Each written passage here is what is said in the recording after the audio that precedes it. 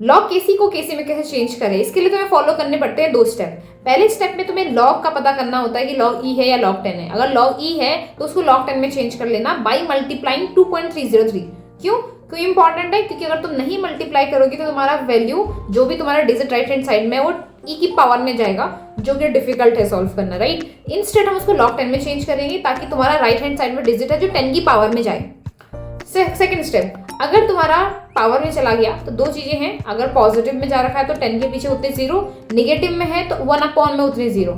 पर हमारा आज का मेन टॉपिक ये नहीं है। हमारा मेन टॉपिक ये है कि अगर वैल्यू डेसिमल में चला गया तब क्या करें।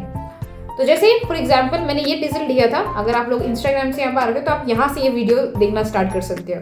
हमारे पास जो टॉपिक है इसमें हमें डेसिमल को सॉल्व करना सीखना है। तुम्हारे डिजिट में इस टाइम पे 2 चीजें हैं, एक तो होल नंबर है जो पॉइंट डेसिमल से पहले, और एक जो डेसिमल के बाद में है, that is your digit.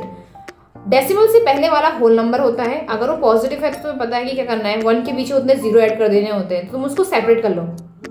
Point के बाद वाला नंबर को कैसे सॉल्व करना है वो हमारा मेन टारगेट रहेगा। तो सबसे पहले डेसिमल नंबर को x प्लस वाई के मैनर में 10x प्लस 10y की फॉर्म में चेंज कर देना। 10x में तुम्हारा होल नंबर है, वी ऑलरेडी उसको कैसे सॉल्व करना है। हमारा मेन है पॉइंट में कैसे सॉल्व करना है।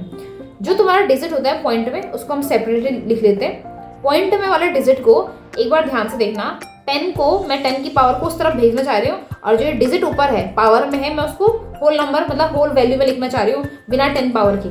तो जब तुम 10 की पावर को दूसरी साइड चेंज लाइक भेजते हो तो वो तुम्हारा log 10 बन जाता है। तो यानी log 10 equals to this much, और log 10 कितना इक्वल्स टू दिस मच हमें वो सोचना है। तो हमने अभी उसके लिए x मान लिया कि log 10x का वैल्यू 0.59 आ रखा है हमारा। अब इन जनरल जब हमें log की वैल्यू जो ऑलरेडी पता है तो ये 0.59 पड़ता है 3 और 4 के बीच में। तो हमें ये पता था कि इसका जो x का वैल्यू आएगा ये 3 और 4 के बीच में आएगा।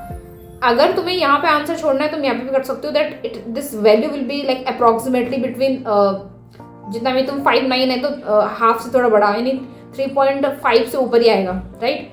तुम इतने में भी छोड़ सकते हो, तुम्हारा आंसर ज़्यादा गलत नहीं आएगा। बट तुम्हें एक्यूरेट करना है, then you need to use this formula. इस फॉर्मूले में तुम्हारे पास जो वैल्यूज है उसमें x1 x2 तुम्हें पता होना चाहिए। x1 is your 3, x2 is your 4।